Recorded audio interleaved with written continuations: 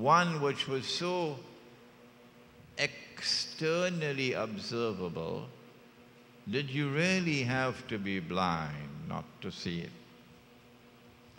The divine wisdom is at work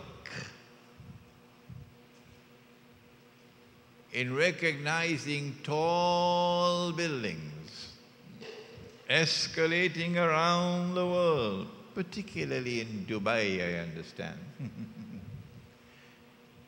That when you see these tall buildings, you would know, hey, this is it, this is it. You are now living in that age. And if you're living in that age, there are profound intellectual challenges before you. Knowledge as traditionally transmitted is now inadequate. You have to augment traditional knowledge with something new and something greater than what you had before, to be able to understand the reality of this new age and to respond to it adequately. From the time you see those tall buildings, and then the divine wisdom again is at work in giving a second sign, the slave woman. And talid al-amatu rabbataha, that a slave woman will give birth to her mistress, not her master, her mistress. In these few words, Kalamul Anbiya, the words of the prophets, are huge knowledge in just a few words.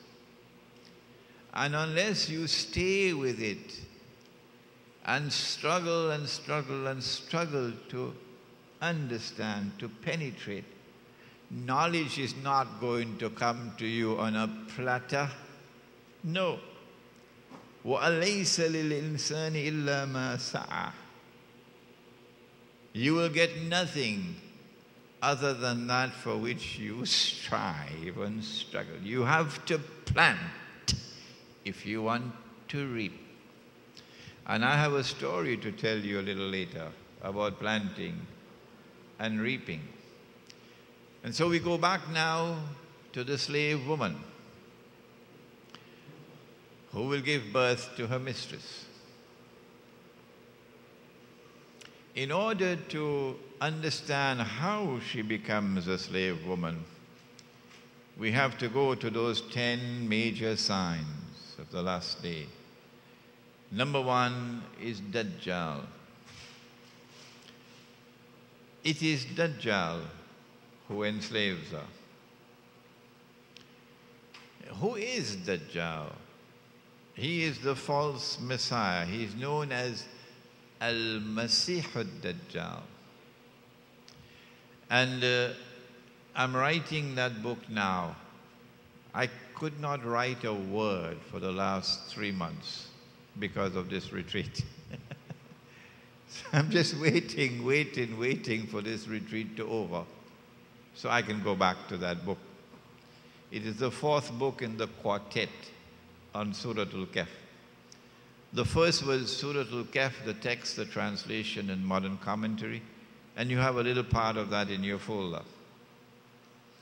The second was Surah Al-Kahf and the modern age, and I enjoyed writing that book very much. The third was Gog and Magog. This was a more difficult book to write. When we praise and thank Allah, it's written. There's more to go into that book, but maybe a second edition, inshallah. And the fourth and the last one is Dajjal, the false Messiah, or the Antichrist, and then the quartet will be finished. Allah subhanahu wa ta'ala made a promise to Banu Israel that He would send to them a prophet who would be their prophet, who would be known as Al-Masih, the Messiah. We're not so concerned with the meaning of the word Masih. What does it stand for? He's a prophet. And when he comes, he will bring back the golden age, because he will rule the world the way Sulaiman alayhi salam, Solomon, ruled the world from Jerusalem, from a state of Israel. And that state of Israel of Sulaiman alayhi salam was the greatest, the grandest state that history will ever see. He asked that Allah should grant this, Sulaiman alayhi salam. And Allah granted him that wish. So holy Israel is the greatest state that mankind will ever witness and experience. But then holy Israel was destroyed. And Banu Israel were expelled. And while they were in Babylon, prophets were sent to them to communicate a divine promise. That Allah was going to send to you a prophet who would be your prophet and who would bring back that golden age, who would rule the world from the throne of Dawood alayhi salam, with a rule which will be eternal. And so they understood it to mean that we will rule the world one more time. And when we rule the world, it would be eternal, and that would be the end of history. This is there in their hearts. And so they're waiting for the Messiah to come. In order for the Messiah to rule the world, as promised by Allah, he would have to do 4 things. Number 1, he would have to liberate the Holy Land, which is under non-Jewish rule. Number 2, he would have to bring the Israelite people back to the Holy Land to reclaim it as their own. Now they're in exile. Number 3, he would have to restore a state of Israel in the Holy Land. Holy Israel must come back. And number 4, Holy Israel must once again become the ruling state in the world.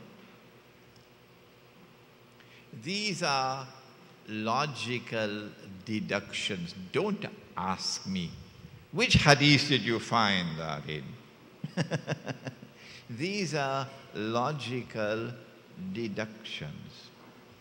When Israel becomes once again the ruling state in the world, then the Messiah can rule the world from Jerusalem, and with a rule which would be eternal. But when Allah sent the Messiah to them, He sent the Messiah in a way to test them, and they failed the test because they said, she committed adultery. He is a bastard. وَنَعُوذُ بِاللَّهِ مِنْ هَذَا. And so they failed the test. And when he, as an adult, declared, I am the Messiah, the son of Mary, they said, no, a bastard cannot be the Messiah. And when he, as a child, performed all these miracles, when he spoke from the cradle, when he took mud and shaped it in the form of birds and blew into them, and by Allah's leave they became living birds and flew. هذا سحر مبين. That's magic. And so they missed the bus. And then they conspired to have him crucified. We want him killed, but we want him killed in a manner which will conclusively demonstrate that he could not have been the Messiah. If he is crucified, then that will accomplish it. Because the Torah says that whosoever dies that way is the cursed of Allah. And then they saw him crucified on the cross before their very eyes. There he is, on the cross, and he is dead before their very eyes. Now it is conclusively confirmed beyond the shadow of a doubt he could not have been the Messiah. Why? He's dead. He never ruled the world. What they did not know, And what no one knew for